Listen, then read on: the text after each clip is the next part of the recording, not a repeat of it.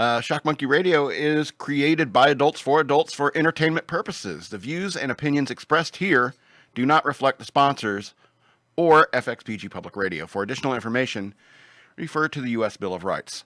Stand warned. Okay, so I've been thinking about UFOs for a few weeks now, and I want to talk about them just a little bit.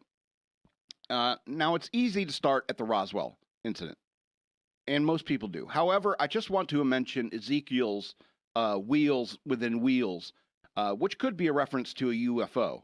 But as Kira said in The Dark Crystal, prophets don't know everything. Also, there are UFOs depicted in Renaissance paintings, so it's not like the idea of metal things in the sky is a new concept. It's not like there was nothing before the atomic bombs were dropped on Japan. What I will say is that UFO sightings spiked after those atomic bombs because everyone on Earth was suddenly very concerned about watching the skies because hot vaporizing death could be upon us all at any second. And that was the fear during the Cold War. Even when testing the first atomic bomb, Oppenheimer was like, there's a chance that it could ignite the oxygen in our atmosphere and kill every living thing on Earth. But if that happens, it's not like you can fire me, so here goes. And afterwards, Oppenheimer quoted the Anagata Vita, I think that's how it's pronounced, and by saying, "Now I am become death, destroyer of worlds," which is a very mature and respectable quote from him because he understood that what he had helped to innovate and its possible impact on the future of humanity. That's an old school way to look at things, in my humble opinion. It's pensive, sober, and sad. What does all this have to do with UFOs? Well, when we all feared death raining from the sky, everyone on the planet started looking upwards towards the heavens and started noticing more. It's kind of like the birth of the internet. We didn't realize the human population was so obsessed with porn until we were able to see how much of the internet was porn. We didn't realize that we were surrounded by assholes until we went into the chat rooms. So humanity started taking a hard look at the sky and found that what we have been looking for, somewhat. Seek and you shall find. Now, when it comes to Roswell, well, sure you may say, sure something may have crashed there. I'll put it that way. Sure something may have crashed there. Maybe some young Army officer made a mistake. I've been in the military. I know that can happen.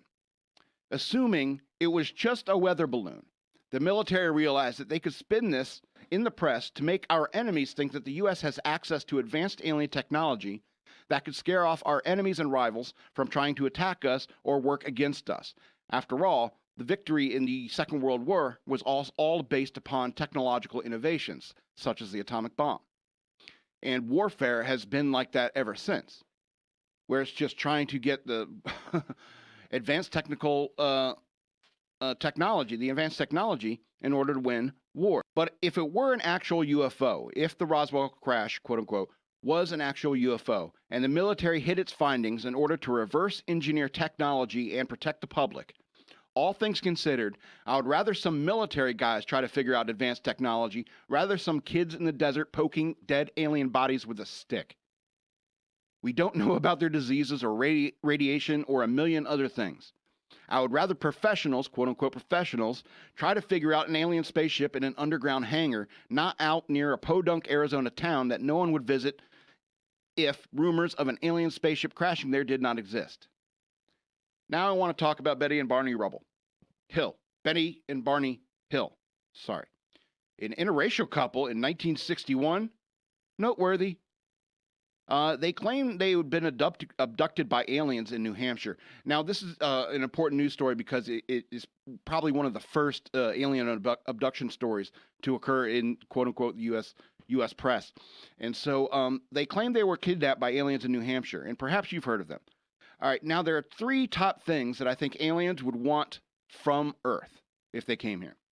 Number 1, they would want component resources.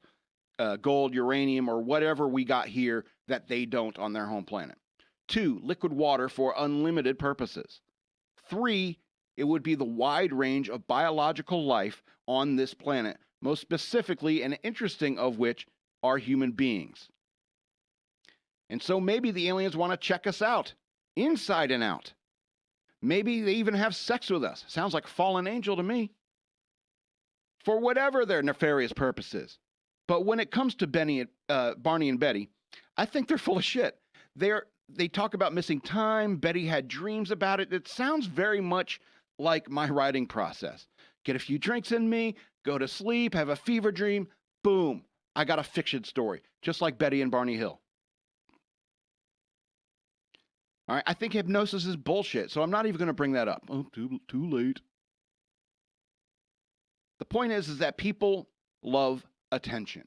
And I think that the rebels loved that the press, excuse me, I think the Hills loved the press they got because the hushed undertone was more about an interracial couple than an alien abduction. Do you find it more likely that aliens saw a black man and a white woman in a car together and had to do something about it, or was it possibly a couple of rednecks in a truck with a six-pack? Fucking racist aliens. Anyway, I can go on and on, case by case, trying to debunk every single one of them, because it's a frightening thought to me to think that there are aliens out there watching us and we don't know if they are benevolent or malevolent. I've talked with military pilots. I worked in top secret shit, and I've never seen anything that convinced me that aliens exist. But believe me, there's a ton of military pilots that are convinced, okay? I prefer to think that it's all an elaborate flyboy joke on us normies.